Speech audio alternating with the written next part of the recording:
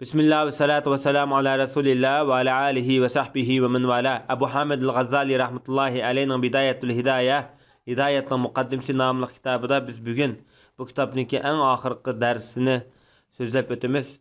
Bugün Ebu Hamid el-Gazali Halik ve halayıklar ile boğan münasebeti hakkında toxtulup bundak deydi. Ey ehli ilim, ya ki talibul ilim, sen bu şu devrindeki paqiçaqları bilen aralashib qilishdan hazar qil. Paqichaq degani o'zini aytiliqi bilarman chaqlab olgan mollachaqlar. Haqiqiy bilim emas. Haqiqiy Rabbani bilim emas. Sorunning bir şey o'tilish amroq qiladigan, o'zini namoyon qilishga amroq qiladigan, mansabga amroq qiladigan, podoqchilikqa amroq qiladigan, manfaatga amroq qiladigan. Mana mush tipdagi mollalardan, faqihlardan hazar qil dedi. Bo'lapmi bularning ichida to'la jangi jidalga ait amroq munozirni ko'p qiladigan mushta ishlar bilan shug'ullanadigan kishilarga asla aralashma, yiroq tur dedi. Chunki bular seni davomli ko'zib turdi. Kichikkina shak shubhi bilan sana hasad yusidan seni marlab, hatto sen kichik bir gumon shubhi bilan seni tuhmat qiladi yoki seni o'ngsizlikqa uchirtadi. Sen sana ko'z qisishidi dedi. Seni ko'zga ilmay. Hatto sening shu o'z ara o'zining sorundaşları, yaralari bo'ldi. Aslında kuchli odamlar bo'ladi, masalan, shuning bilan tang maslashib bir tag'an. Shu o'zinki shu qurdoshlar orasida senin o'ngsizligingni o'zaro sanab o'tadi. Andaq qilgan, mandaq qilgan deb. Hatto ular seni ochiq kelgan vaqtida, munozir qilgan vaqtida sening oldingga qo'yib, seni o'sal qilishga tirishadi. Ular sening hech bir xatoligingni kechirmaydi-yu, aybingni yoshirmaydi. Cho'ng kichik hamma ishlaringdan hisob oladi. Hatta senin erişken ustuqlarına hasad qiladi bular.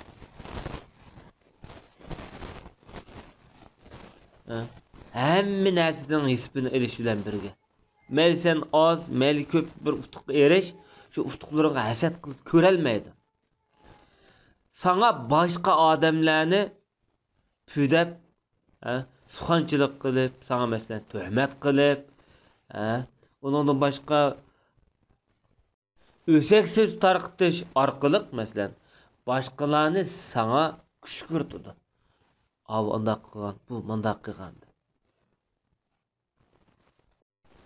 Mana bu tipdagi odamlar bizning oldimizda buni aytib ko'p o'tgan.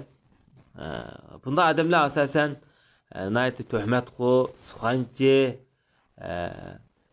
g'ayvatqo, fitnaqo manda holatga keladi. Bularning qalbida Rabbanilik tuyg'uni ait ojiz odamlar.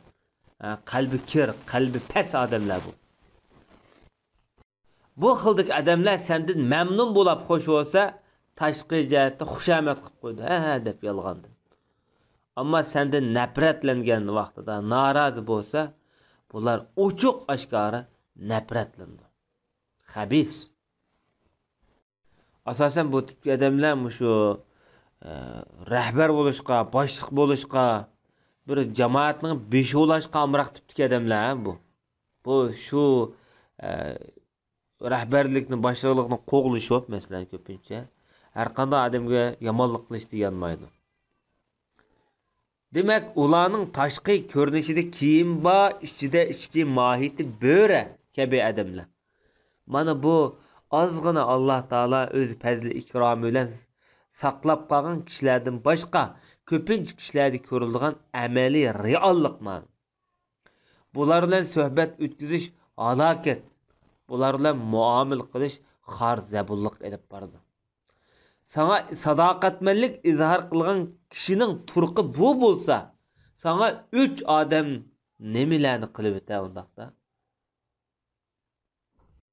Şolaşqa o'tmishda shoir mundaq degan, shu shoirning deganicha muomala qilsang bo'ladi. Hazar qil dushmandan arlab. ehtiyot do'stdan minglab. Navada do'st o'zgarib qolsa, u bakmu belur ziyonni o'tmishga qarab. Yani demek seninki şu insan bo'lgandan odamniki xatolik cho'qim bo'ladi. Payg'ambar emas, odam cho'qim bu naqs holatda tug'ilgan inson. Barbara mukammallikka qarab yuzlanda iymonninki fazilati bilan. Har qanday inson mukammal emas, payg'ambardan boshqa. Ma'sum emas. Ammo shu xatolikni asos qilib turib, bu shu yomon yakkaga vaqtda sana ziyon soladi. Yani başka bir şair mundaq degan bu vaqtda düşmenin dostundan faydalanır deydi. Özün yarı dostlarından faydalanıp gididi. Muşu vəcidin köp tutmağın yarallan, köp dost tutvanma deydi. Der hakikat deydi. Köpünçe muş kesel mu? Yemek içmekten ait köp yiyip ağallıqdan payda bolup qalıdı deydi. Zamanımızda bu Gazali demekçi bo'lgan bu do'stlarni uchratmoq yomon tas. Buni aytgan uchraydi. Ko'pincha bugungi do'stlar ma'lum bir manfaat uchun qurilgan yoki fikri bir oz o'xshash chiqib qolgan. Shu orqali boshqalar qarshi fikr paydo qilish uchun to'plashib qolganlar bor. Fikr bularning ustidan o'zgargan vaqtida bularning do'stligi yo'qaydi, o'chidi. İş pishqin chiqirdigan, birga kebab yeyishib berdigan yoki choy ichib berdigan do'stlar bo'ladi. Bularmi ma'lum bu yolg'izlikdan qutulgan vaqtida bularning do'stligi mishali oxirlashdi.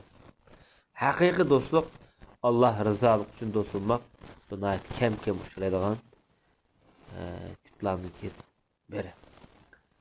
Hamda Hilal ibn Ala ar-Raqi degan shoir shunaq degan, shu odam degandek bo'g'in deydi. Demak, Gazali bizning jamiyatda qandoq yashashimiz haqida, qanday muomalada bo'lishimiz haqida boshqalar qarta anayatda go'zal, yorqin masalalarni o'tirib qo'yib turadi. Boshqalarni afv qilib, kechirib, hech bir kishiga o'chmanlik saqlamay, hasad qilmay yashagan vaqtimda o'zimni shundoq adovat g'amlardan rahat, azod qildim. Men do'stimni ko'rganda uningga salom qilaman dedi. Salom orqali menga keldigan uningdan keldigan yomonlikdan saqlanaman. Men o'chkurdigan insonga bir xil tabassum bilan qarayman dedi. Xuddi mening yurkam gibi xushallik ato qilib o'tgandek dedi. Tonimaydigan odamdan men salomat qolmayman, ya'ni uningdan saqlanmayman dedi. Bu do'stlardan qandaqmi saqlanib qolay? Demakchi o'g'li, do'stlardan albatta bizga yomonlik keladi. Kishilar degan bir zahar. Bu zahardan qutulishninki birdan-bir doğrusu ularni bilan aralashmaslik. Ularni o'zmaylik qo'yib dedi. Ammo ularni faqat tashlab etsak, bu qarindoshlik munosabatini uzgan bo'lamiz. Ya'ni bilmaslik silib yashash. Sen kishilarga bir xil madaralik holatda, tinchlikparvar holatda muomala qilib yashasang, ularning xiyonati, adavatidan saqlana olaysan. Davomli bunda esil sifatlarni, do'stona muomalalarni saqlashga hirs bo'lgan. Kishilarga yaxshi muomala qil. Ömrün boyunca ularga sabr qil. Gaz, gacha, ko'r bo'lganda haqiqiy taqvolikning ta'min etilsan va erishsan deydi. Bu bir taqvolik demakchi. Ba'zi hakim donishmandlar shundoq degan o'z vaqtida do'st va dushmaningga o'xshash bir yuzda qara. Rozimanlik shaklida qarag'in deydi. O'zingni bak xarmı qilib etmay. Bak g'adiy olmay. Normal ha? Kibr qilmay, kamtar bo'lgin. O'zingni xarlamay, kamtar bo'lgin. Hamma ishtasa o'ttir hal. Bak g'adiy olma, bak o'zingni pastga tushirib olma. Har ishninki ishki uchi taz yaxshi emas. O'ttir yaxshi demakchi. Bu sözünki şeriside Gazali tövendeki şerini oturup koyup bundak deptu. Aleyke bi evsatil umuri fe inneha tariqun ila nehcis sirati kavimu ve la teku fiha mufriten ev mufreten fe inne kila halil umuri zemimu. Sen oturhal yol tutman. Mana bu toğru yolga erişinin birden bir toğru usuludur. Bek çekidin mi aşurma, bek bipervamı bulma. İşlanın iki tarifi, yani eğer şu iş ya bipervalık ya çekidin ayedidin aşırı ötüş mübalağa, işkilisi yakşamaz. Oturhal. Demek arlık sakla, bek jirak mı taşıv etmek, işlerle boğan münasebette. Bek yakın mı bulup gitme. Normal. Dostlar bilan o'rtaga vaqtingizda uyan bu yoqqa qarab ketma. To'la uyan bu yoqqa qarab qilmag'in. Ham ko'pchilikninki qishig'i kelib turibma. Jiq o'tama ko'pchilik basi o'rinda. Navad o'tirib qolgan vaqtingda boshqalarni bearam qilma. Qo'llaringni kirishtirib o'ttamag'in. Sakal, kolların, barmaklarını oynap verdi. Bir parva buluvanmağın. Burnunu kovalaydıgan, çığını koçilaydıgan işlerini kılmağın. Köp mişkırdıgan, tükürdügan işlerini kılma. Tolu yüzünden çivin koruyduğun işlerini tolu köp kıp ketmeyin. Başkalar esnep karıma. Hatta kirilip kalma. Bunda evvellerde namaz ve namazın başka çağlardı mı bunda işler kıpkırıştı sorularda saklanın dedi. Sorun da ottağa vaktinde olturuşuna ait tiniç, temkin, sözlerine ait retlik, kurluk bolsun. Başkalar sana gep kıyga vaktida ularga haddidin ziyade hayran kalmasdın yaxşı. Geplerini kıygan bolsa kulak silip anla. Ve kayıtı dep verse dep onu sorap yürüme. Hayran kalma. Külük çakçak yalgan hikayelerden üzerine sakla. Üzerinin şu balanını maktaydıgan. Mesela üzerinin yazgan şerlerini maktaydıgan, sözünü maktaydıgan, kitaplarını maktaydıgan, üzerine hususi boğan nerslerini maktaydıgan işlerden sakla. Bu doğruluk gep kılma sorularda. Hem de sen oyal kişideki haddidin ziyade yasançık mı buluvanma? Kuldek üzerine bek mi taşlık etme? Tolu üzerine mayını köp sürtüdüğün, tolu köp sürümü tartıdığın, bunda evvalladın yirak dur. Mesela başkalarına bir ihtiyacın çıkıyor vaxtıda, acitini dep çın turvanma bu meselede. Hem başkalarını zulümga kızık durma. Zulüm kılış kızık durma. Xotun balı çaklarınga bolup mu başkalarına mal dünyalarının sanını dep yürüme. Çünkü eğer mal dünyaların az bolsa, zep azgına dep ular seni aciz görep kaladı. Köp bulap kalsa ularının hergiz memnunluğunu kola keltiremez. Hatta göz keltiremez. Kopallık kılmasın sürlük bul. Özünün aciz hunurlikini ifadelemeyen ahvalası da yumşak süpayı bul.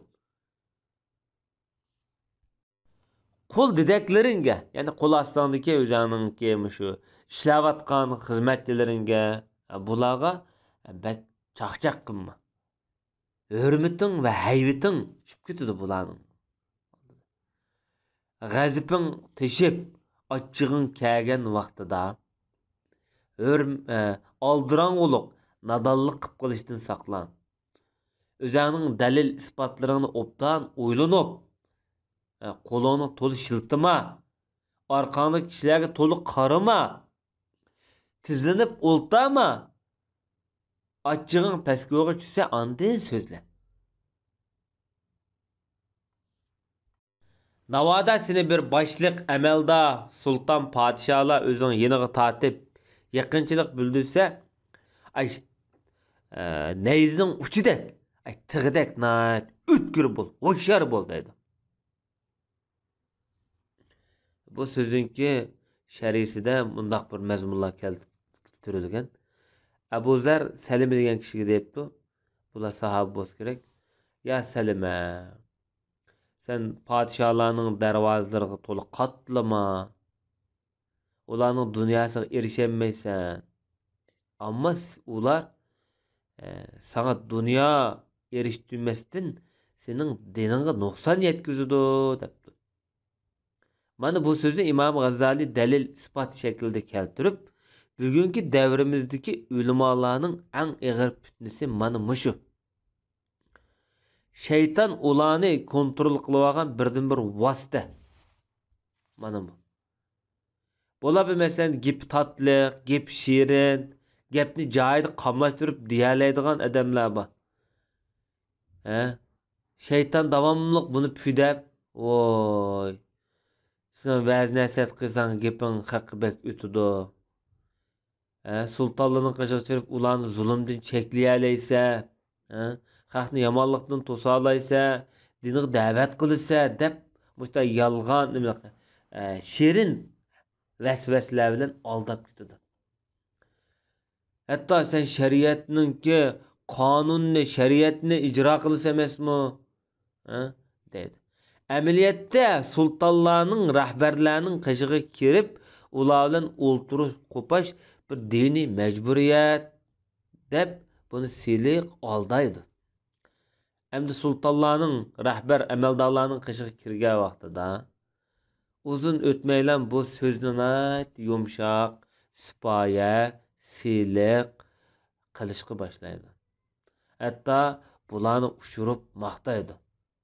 Shuning bilan bu adamning din diyonati, aqida, imoni sustlashga boshlaydi. Salaf ulamolar mayli Hasanul Basri, Imom Sufyon as-Savri, Abdullah ibn Mubarak, Fuzayl ibn Ayaz, İbrahim ibn Adham, Yusuf ibn Asbat qatorliq kishilar masalan davomli mushu Mekkadagi, Shomdagi dunyoparast ulamolar haqida gap bo'ladi. Mayli boshqa diyorlarda yashagan bo'lsin. Bular dunyoga bak moyil ig'ib ketgan, moyil bo'lib ketgan. Ham sultonlarga davomli yaqinchilik bilan yashagan. Endi sultondan yiroq turish, rahbarlardan yiroq turish masalasiga kelsak, bular bilan yaqin turgan vaqtida ularning zulmiga ba'zida biz qo'shalmasak bo'lmaydi. Ularning yolg'on yavdaq so'zlarini ba'zida tasdiq qilmasak bo'lmaydi. Mana bugun ko'rib turayotimiz har qanday musulmon ellarda bo'lsin, sud mustaqil emas. Ulamolar mustaqil bo'lolmaydi. Har qanday bir yolg'on yavdaq xabarlar yoki dokladlar yoki axborot vositalarida ulamolarning ta'siri zo'r bo'lg'achqa bularni avval so'zda tutdi. Amaliyotda shu so'zning yolg'onligini, shu dokladning yolg'onligini shular biladi. Shunga o'xshash. Bu ulamolarning ichida buni qo'llab, hatto buni yaxshi deb isbot berganlar bo'ladi. Ba'zilar bor buningga zo'rlanib chiqqanlar bo'ladi. Bu yani qalbiy masala, buni Allohning o'ziga topshiramiz. Alloh taolo bizlarni bundoq avvallardan yiroq qilgay. Andan bu sifatdagi ulamolar Alloh subhanahu va taolo degan Qur'ondagi sifatli kishilar bilan birga qiyomatda mahsharga yig'iladi. Uhshurul lazina zalamu va azwajahum. Zalimlarni o'zining yordamchilari bilan birga bir yerga qo'yinglar deyilgan oyatda. Payg'ambar alayhisolatu vasallamning hadisida rivoyat qilinishicha, Janob Rasululloh shunday degan ekanda, mendan keyin bir amirlar bo'ladi. Shularning qishig'i kirib, ularning yolg'on yavdaq so'zlarini tasdiqlasa, ularning zulm qilishiga bular yeshil chiroq yoqib yordam bersa, men ulardan emas, ular mendan emas, ular Havz Kevsarga kelinmaydi degan. Ba'zi asarlarda ulamolarning eng nochiri amir umaralarga, vazir uzaralarga yaqin turg'ini. əmirlərinin ən yaxşısı ulamalarga yaqin tuğunu degan. Agar sen bir ulama bo'lgan ahvol ostida seni bu tipdagi rahbarlar, amaldorlar izlab kelsa, yo'qlab kelsa, sen bularga bak yaqinchilik ko'rsatmagan ahvol ostida, eg'ib ketmagan ahvol ostida qabul qilib normal muomalada qilsang, buning yo'li boshqacha bo'lishi mumkin. Ammo sen yaqinchilik qilib, xushomad qilib aralashgan vaqtingda, voy, buning sening holing voy. Endi zulmga, zalimlarga muxolifatchilik bildirish, ularga qarshi chiqish. Mesela Allah Teala Kur'an-ı Kerim'de zalimlar tarafga eg'ib ketmanglar, yan basmanglar, sizlarni davzax tatib ketmasin degan oyat bor. Zalimlar tarafga eg'ib ketish, bu davzaxni odamga operat qiladigan bir jinoyat bo'lib qolsa, undaqda ularga qarshi chiqish darul qarar bo'lgan mangulik jannat diyorini bizga operat qilishi mumkin. Shuning uchun Janob Rasululloh sizlar zulmdan saqlaninglar, zulm qiyomatda ig'ir zulmlardir degan. Salman ismli bir odam o'zining bir yorlaridan biriga debdi-da, qiyomatda zulm degan nima bilamsiz yo'q debdi. Qiyomatdagi zulm mush dunyoda qilgan, xaloyiq qilgan zulmning o'zidir deb shunday javob bergan. Endi G'azalining o'zining so'zi qaytib kelsak, endi bu tipdagi ulamalarga nisbatan sen kechirimchan bo'lma. Bu g'oyat zo'r jinoyat. Pul milingni yüz obro'yingdan ortiq bilib olma. Demak, G'azali rahmatullohi alayhiniki bu qadar o'zining ibodat babida, adab axloq babida, ishlar bilan bo'lgan, Xudo bilan bo'lgan munosabat babida qilgan G'azalining go'zal talqinlari mishad oxirlashdi. Endi oxirgi so'z Imom G'azalininki nasihatiga, eng oxirgi yig'indisiga, natijasiga quloq solgan vaqtimizda G'azali rahmatullohi alayhi shunday dedi: "Ey yigit, Bidayatul Hidoya nomli bu kitobimizda sana yetarlik bu qadar va'z nasihatni sunduq. Sen o'zingni mushu degan masala orqali o'zingni bir sinab baq. Bu üç qismga, birincisi ibodat bölümü, ikincisi gunohlardan saqlanish bölümü, üçüncüsü xaloyiqlar bilan bo'lgan muomala munosabat bölümü. Bu oxirdagisi bo'lsa, bandining xaloyiq bilan, xoliq bilan bo'lgan turli munosabatlarini o'z ichiga olgan. Yoki mushu uchchi masala yoki uch bob mush xoliq va xaloyiqqa munosabatlik temalar o'z ichiga mujassam qilgan temadir.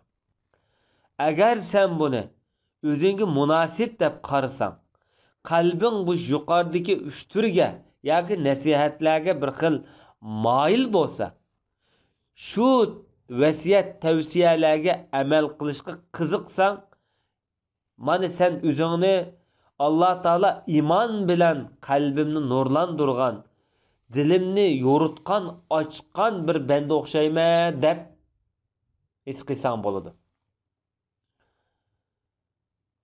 Sen shak shubisiz yani bil, bu Bidoya degan kitobning nihoyasi bor. Yoki bu boshlanishning oxirlashish pallisi bor. Uning oqisida hamda shu nihoya kelgan vaqtimizda nurg'un sirlar, nurg'un ajoyib mukashafat, sen o'ylab bakmagan ilmul asrorlar bor. Biz bu asrorlarni İhya Ulumuddin nomli kitobda amonat qo'ydik. Sen bu ilmlarni o'rganishga herisman bo'lgin. Agar navodisan, biz bu uch turlik hamda temada so'zlab o'tdik. Bu ishlarga amal qilishga nisbatan bir xil ig'ir, sust his qilsang nafsingda, bu Rabbanilik temizdagi ilmlarni bu jiq ilmg'o deb uni ko'p sanab, uning ahamiyat bermasang va bu ulamolarning so'rinlarida kishilarga fatvo berganda bu oqmaydi bu ilmlar, haq dunyosi bilmaydi ekan deb qoladi deb qolsang, Ha? Tanıtışlarımdan, adaşlarımdan, savaqdaşlarımdan qanday men işip gitäleyme? Bunda quruq ilim bilen şug'ullansam dep oylasan. Veya ki emir, umara, vezir, vuzara, rehberlerinin sorullarda törem kötürelmeydi, mensipim aşmaydı dep qalsan.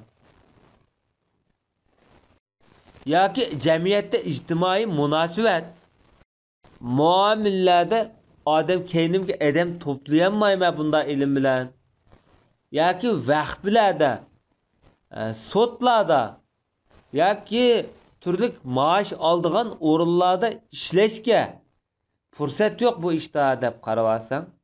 Sen bil emde şeytan seni Hudanı unuttuğan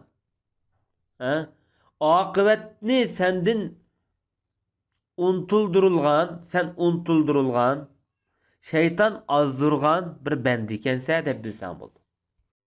Undaqda senin muş yuqarıdaki gayenge yetiş üçün sana okşaş bir şeytanda oku. Mana bu seni arzu maksatlarına yetkizdi.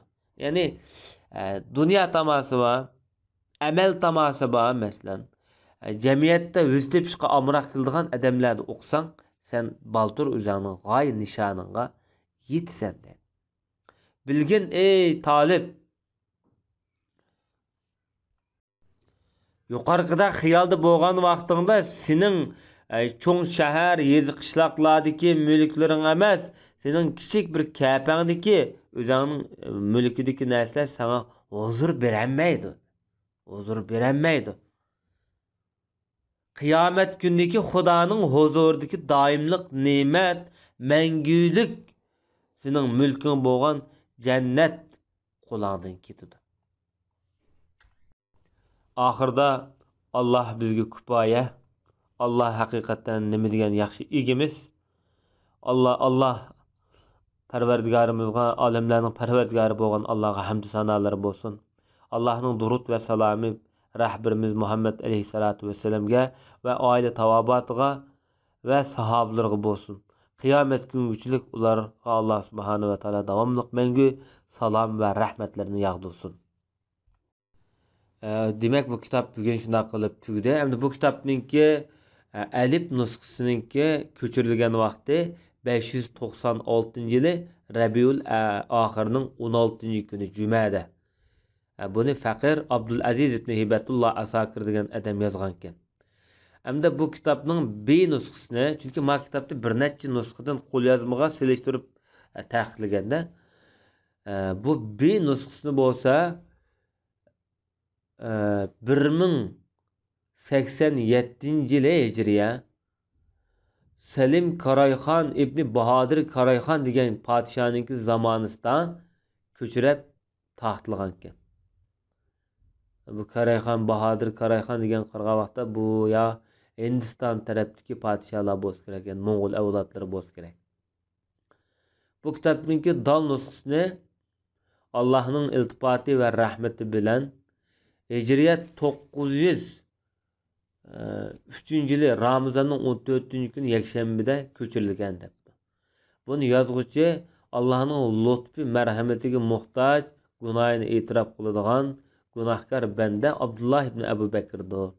Allah onunla merhamet rahim kılsın, ata-anasıga şefkat kılsın, kitapqa okugan, qaragan, anlagan, hammalarning mushu kitapdagi bu narsalarga teşvik kılgan adamlarga Allah subhanahu ve taala günahlarını mağfiret kılsın deb yazılgan. Allah subhanahu ve taala mağfiret kılgıçıdır, rahim kılgıçıdır deb şundaq degan.